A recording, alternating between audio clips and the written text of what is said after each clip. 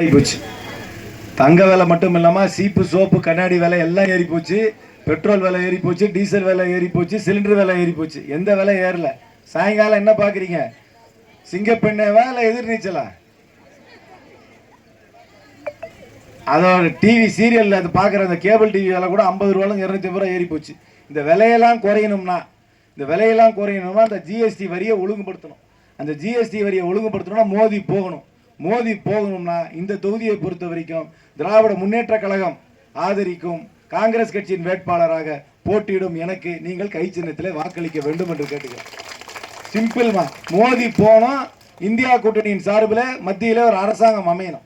அந்த அரசாங்கம் வந்தால் தான் இந்த கைச்சின்னம் வந்து காங்கிரஸ் கட்சி, திராவிட முன்னேற்ற கழகம் மற்றும் கூட்டணி கட்சிகள்லாம் மத்தியில் வந்தால் தான் அந்த ஜிஎஸ்டி வரியை ஒழுங்குபடுத்தினா தான் விலை குறையும். ஜிஎஸ்டி வரியை ஒழுங்குபடுத்தாமல் விலை குறையாது. அதான் ஃபண்டமெண்டல். அந்த ஜிஎஸ்டி வரியை குறைச்சாதான் விலை குறையும். அதை ஜிஎஸ்டி வரியை ஒழுங்குபடுத்துறதுக்கு நீங்கள் மோடியை அனுப்பி திராவிட முன்னேற்ற கழகத்தின் தலைவர் தளபதி மு.க. ஸ்டாலின் அவர்கள் ஆதரிக்கும் கை சின்னத்துக்கு இந்த தொகுதியிலே வாக்களிக்க வேண்டும் என்று கேட்டுக்கொள்கிறேன். அப்புறம் முதலமைச்சர் அவர்கள் நிறைய நலத்திட்டங்கள் நடத்துறார். 1000 ரூபாய் மகளிர் உரிமை தொகையை கொடுக்கிறாரு. 1000 ரூபாய் பெண்களுக்கு சொல்றேன். நான் 1,17 லட்சம் பேருக்கு கொடுக்க ஆரம்பிச்சாச்சு. இன்னும் 33 லட்சம் பேருக்கு தான் விட்டு போயிருக்கு. அந்த 33 லட்சத்தில் உங்க பேர் அடங்குதுன்ற நான் முழுமையாக ஏற்றுக்கிறேன். ஏமா ஒரு கல்யாணத்துக்கு போனா எல்லாரும் முத பந்தியிலேயே சாப்பிட்றோம். சிலர் முத பந்தியில் சாப்பிட்றோம், சிலர் 2வது பந்தியில் சாப்பிட்றோம்ல. கொஞ்சம் பொறுமையா இருமா. எலெக்ஷன் முடிஞ்சோன்னா கண்டிப்பாக உன் பேரை சேர்த்து உனக்கு என்ன பிரச்சனை இருக்குன்னு பார்த்து சேர்த்து விட்டுருவாங்க. கொடுக்கணுன்ற எண்ணத்தில் தான் முதலமைச்சர் இருக்கார். எல்லாருக்கும் கொடுக்கணுன்ற எண்ணத்தில் தான் இருக்கார். எல்லாம் 1.5 கோடி பேருக்கும் கிடைக்கணுன்றது தான் இருக்கா. ஆனால் அதே மாதிரி பஸ் ஃப்ரீயாக கொடுக்குறான். பிள்ளைங்களுக்கெல்லாம் காலைல டிஃபன் கொடுக்குறாங்களா? ஸ்கூலில் டிஃபன் கொடுக்குறாங்க.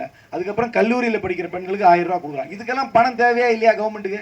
ஆனால் தமிழ்நாட்டில் நம்ம 1 ரூபா வரி கட்டோம்னா நமக்கு 29 பைசா தான் திருப்பி வருது. வட இந்தியாவில் 1 ரூபா வரி கட்டினாங்கன்னா 2 ரூபா 73 காசு அவங்களுக்கு திருப்பி வருது உத்தரப்பிரதேசத்துக்கு. நம்ம பணம் நமக்கு வரணுமா அவங்களுக்கு போகணுமா? நமக்கு வரணும் என்றால் மத்தியில் ஆட்சி மாற்றம் வர வேண்டும். ஆட்சி மாற்றம் வர வேண்டும் என்றால் நீங்கள் கை சின்னத்திலே வாக்களிக்க வேண்டும் என்று கேட்டுக்கொள்கிறேன். அப்புறம் அம்மா இங்கே கடாவற்ற கோயிலுக்கு போகிற பழக்கம் உண்டா?